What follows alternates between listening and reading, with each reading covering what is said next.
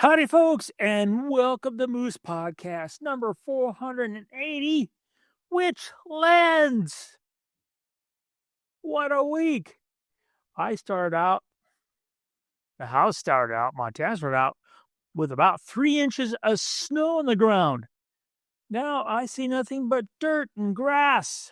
It rained most of the week, and it was warm, and winter's gone at the moment. It's kind of sad in a way what they're predicting we're going to see for the rest of my life, at least here. The interesting thing is that the critters, how they've responded when the snow was on the ground, and it makes biological sense, they were just hammering the feeders, the suet and the seed. And now there's grass. Birds are gone. It's kind of depressing. But lights are on the house. There's twinkles in the sky. It's nice to see stars. We had about almost a 10-day run of just cloudy days all day. It's winter. It's winter. This episode of the Moose Podcast brought to you again by the Adobe Beta Podcast program with their AI voice. It creates the transcript that you find on the blog post on the website, moosepeterson.com. You can find the podcast most places. YouTube, that's where it seems like everybody's looking at the moment. Spotify, a little bit of Amazon, and then the rest of it there on the website. Keep in mind the website will have links to things that I talk about if relevant during the podcast. So you'll find all that there. I appreciate you guys reaching out and talking to me. Would love to have more conversations. Not that I'm lonely, but I like to feel like I'm helping a little bit more one-on-one. But I am very grateful for all the kind comments you folks happened to say. And last week, 2 of the links were goofed up. My apologies. You guys made me aware of that, and that's been resolved and taken care of. I'm afraid I have to tell you this. I'm not perfect. So, thank you guys. It's been an interesting week.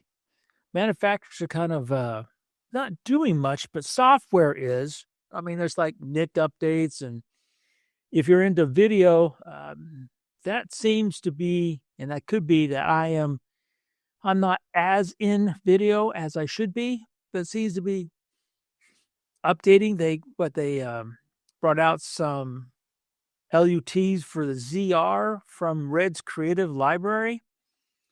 Boy, that stuff, oh man, that's one of the things I'm trying to get better at during my quote unquote break over the holidays, is I've been in class trying to figure out this video processing, finishing stuff.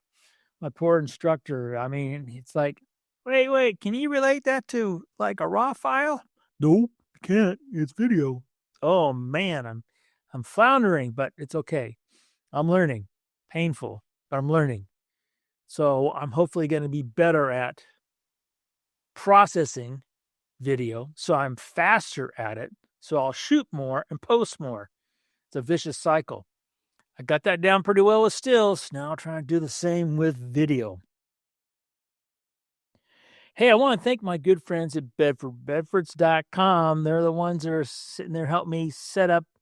I kind of built a new video recording studio, one of my goals for next year.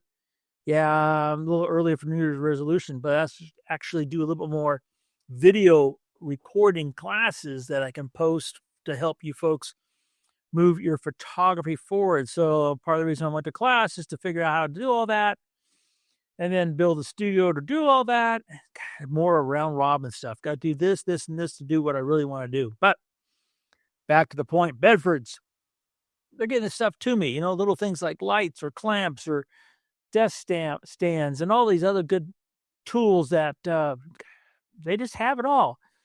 Best part is I get to talk to someone who's actually seen it, used it, tried it. This one is built as well as this one. This one will hold this camera, or this one won't hold that camera. I mean, it's just, they have answers, and I get it. And dang, if it's not perfect, it does exactly what they said, what I need. That's the beauty of Bedford's. They got the great prices. They got the inventory. They've got the people. They got stores. You can call them. You can go on the web and sponsor the Moose Podcast. They are into photography and into us. Give them a little love this holiday season. They got all these holiday specials, including from Nikon. It's interesting what's going on with pricing and tariffs and stuff. Boy, what a mess. Anyway, Bedford's, they're helping us straighten it all out. So, thank you, Bedford's, for sponsoring the Moose Podcast. Go into my gear locker on the right wall. There's lists. There's a list for wildlife, a list for landscape, a list for aviation. So if I'm going to go out on a project, they generally fall into those three categories. Now, I have a locker of gear, which is evolving. Sold some this year, bought some this year. And I already know that at least one thing I'll be buying next year, because January 1, I have a whole new equipment budget. Always the fun part of a new year. And I look at that list, be it for wildlife or landscape or aviation, and on there are body, lenses, accessories, tripods. And I look at that list for a couple reasons. One, there's just a gap in the old memory. And when I say I think I need something and I start walking to get it, something interrupts me and I don't. And then if I don't have a list, it doesn't go on the trip. And it could be really a bad thing. Two, no one of those three lists has all the gear in my locker. They have the gear specifically that I think I need for aviation or wildlife or landscapes. So then my gear locker is getting siphoned down by genre. And then when I pack to go on a trip, it gets filtered down some more. But when it comes to which lens, what's really important is the lens you grab at that moment for what you're seeing to take a shot. This is a real common question. It's a real common dilemma. It is something that I think keeps some photographers up at night and not shooting during the day. Which lens? What always cracks me up is I'll go out shooting with friends or others and they'll watch me. They'll say, "What lens?" And I'll say a lens. A lot of times just to get the question out of the way so we can get to taking pictures and not playing, technique school here. And I'll grab a lens that I just mentioned and without really I should say, feeling what's going on. And they'll watch me go out and I'll come right back, go to my camera bag, switch lenses and keep on shooting. And even though they see that I don't grab the lens, the time for the shot all the time, they keep asking. So that started this current, trying to answer the question, which lens. And then I listened to some other instructors and classes talking about mastering lenses. And I'm like, I remember not really that long ago when I thought I had master lenses. What a fool I was. Nobody masters which lens. I don't know why I was so stupid to think I had. That was just plain old arrogance. I just have to think about my own shooting out there, and I realize that, man, the number of times I grab the lens, it's not as many as the time I go back and change it out. I mean, there is a couple exceptions. I do go do air to air. It's going to be the 7200. That's just, it's not like you have a bag of gear with you in the plane anyway. And it's just where everything gets set up for. I'm going to go photograph critters in the hide. It's going to be the 600 f4 with a 1.4. So some things are kind of a little bit, a given. But when it's just going out and you're driving the wildlife loop in Custer or cruising the beach in Oregon or doing the list can go on and on. You're going to have, besides you're in the back of the vehicle, your bag of confidence, your select lenses that you brought on that particular adventure. Which one to grab? First, in all honesty, let's talk about this really quite quite succinctly. Does it matter? I mean, I'm being very serious here. You're going to get out and take that shot. And a year from now, will you have made the perfect shot that forever will be like the last perfect shot? Odds are slim. So putting pressure on yourself to get the lens, why? I mean, it shouldn't be stay fun. 2, like I mentioned a million, thousand, gazillion times, failure is part of this. And, if you don't get the right lens, that's a real typical kind of way of failing. And what? You should learn from it. Should. I'm saying should because just watching how folks operate, they don't look at their photographs they've taken before and look at the focal lengths and say, I should do this, that, the other. If you head to one of my KLB1 classes, you'll see where I actually go into quite detail about how I go into bridge and I you can look at bridge and it'll show you, like, depending on how your images are sorted and organized, but like I go to my landscape shots, I can see the lenses that I've used for this, that, the other, the different focal lengths, click on it, and it will show me the actual images. I can do my own homework right then and there and start deciding before I even get out and see a scene, what lens I'm probably going to take. And as you might imagine, yes, I do that. Probably more than I should be on a couch talking about this to some doctor. I do it too much, perhaps. No, perhaps I do that. So people don't learn from the own successes. So that's a failure. To me, that's just a failure. I mean, you got to grow, right? Or else you're always going to say, which lens? But here, I even try to kind of verbalize a starting point for lenses. Strictly starting point. So, for example, you get out of a vehicle and your head goes up, goes down, goes left and right, and you take all that in. That might mean you should have some like a 14 to 24 lens on there.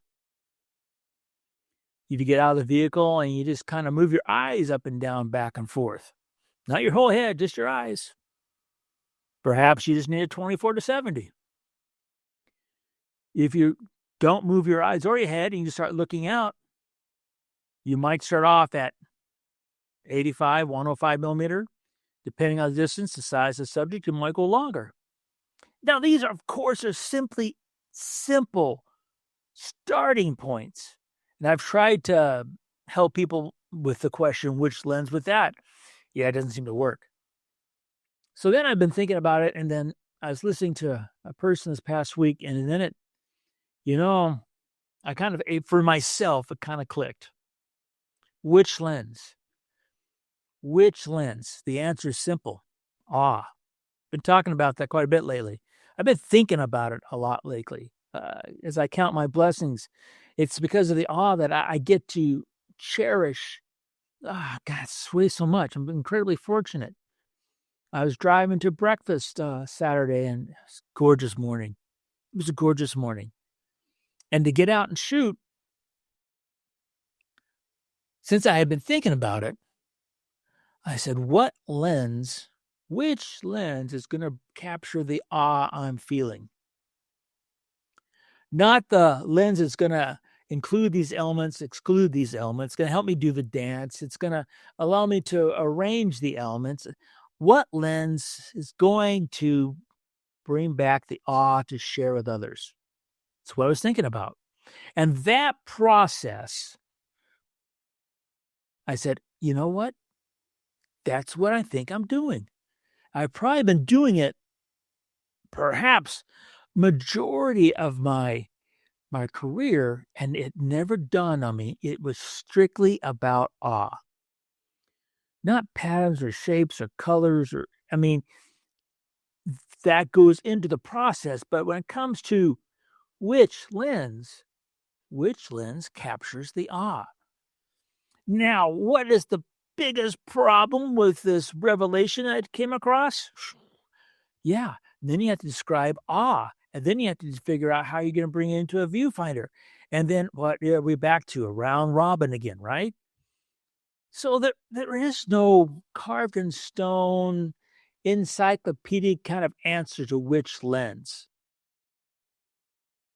Perhaps it's not the question we should be asking about our camera gear when we're out shooting. Shouldn't be asking which lens. Perhaps we should say something like, what's the best lens to bring home the awe? And perhaps with that question, we will know which lens. Coming down to what, 10 days till Christmas? I'm so behind. I hope you guys are doing well on that task, remembering all those people that make our lives special. I appreciate you being here and making my day and week special. You guys take care, and remember to make every click your story.